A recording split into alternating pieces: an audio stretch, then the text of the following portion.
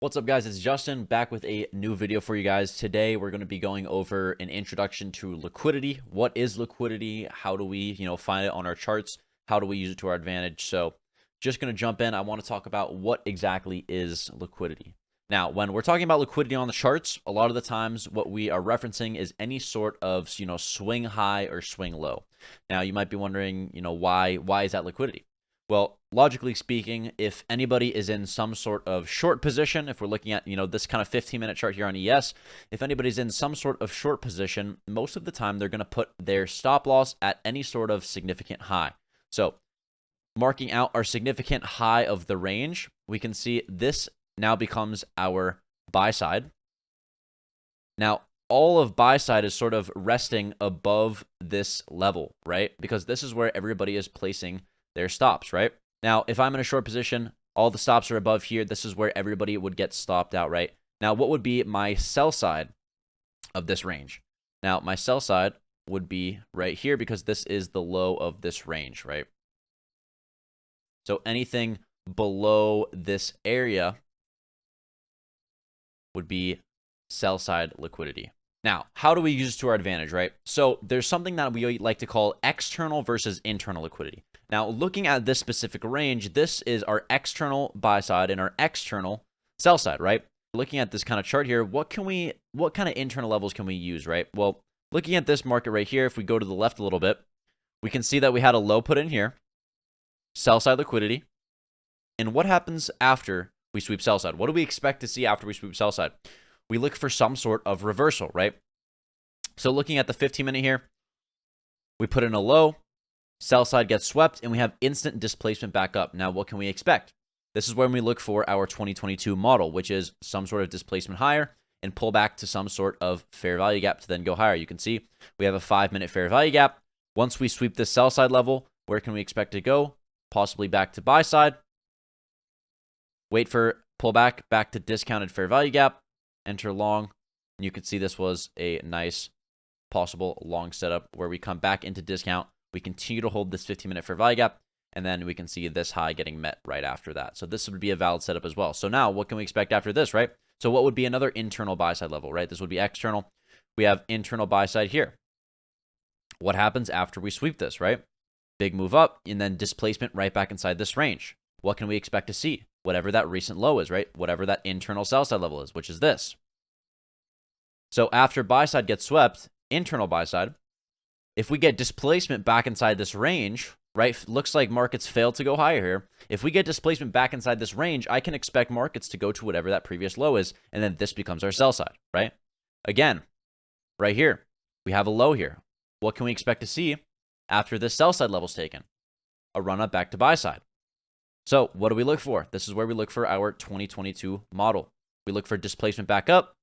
You can see we have a market structure shift right here. Big displacement. Pull back to fair value gap. On the 15-minute, this is where your long entry would be. You could set your targets along the way. Most of the time, I like to take off some of my position at that initial high. Low-hanging fruit is this initial high. Let's look at some more examples. All right, so we have a new range here, right? Looking at this range, we want to mark out our buy side and sell side levels, our external levels, right? External would be that external high, and this would be our external sell side level, right? Now, a lot of the times, these levels might not get taken, right, for us to take a trade, but we want to keep in mind of our internal levels as well. So let's mark out our internal sell side. You can see we had this low here. What do we expect to see after this low gets taken? Some sort of buy back to the upside.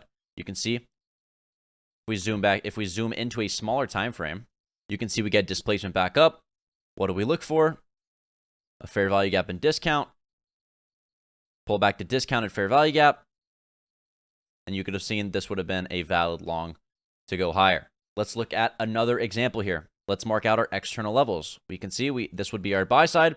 Now, what do we expect to see after our buy side's taken? We could expect to see whatever our sell side is. And at this point in time, this would be the most recent low that we've created, and this would be acting as our sell side liquidity. Now, we can see all of these internal levels as well. You can see internal liquidity gets swept right here. Internal gets swept, big displacement back up. What can we expect to see? Buy side, internal buy side would have been here. and then we run up to this to take out that external level. Now, what can we expect to see after that external level is taken? Well, we could see sell side. So let's see. Let's zoom in. Looking at the 5-minute, you can see this was our buy side on the external being swept. We get big displacement back inside this range. What do we look for? Discount fair value gap. You can see if I draw my fib in from the high to the low, you can see we retrace back into discount. This is where your short would be. Your low-hanging fruit first target would be that initial low. Your second target would then be that external sell-side liquidity level that then gets taken right here. You can see liquidity, markets move based off liquidity. We always are targeting liquidity, right? So being able to understand how markets move, understand the displacement, understand how to use it to your advantage, that's going to be the best thing. So looking at this exact same thing, what do we expect to see after sell side? Look, so we come down, sell off, sell side's then taken, right? All of these sell stops are now getting triggered, and then we get an instant push right back to the upside. Let's look at another example here. Looking at the 15-minute, where does our buy side rest? Our external high. Where would be our external sell side? This low here. Now, where would be our internal sell side level? This right here. Notice equal lows. We always want to mark in equal lows, and we know equal lows are going to act as a magnet. So what do we expect after these equal lows to get taken? Buy back up. What do we look for? Market structure shift. You can see 5-minute break here. Pull back to that fair value gap.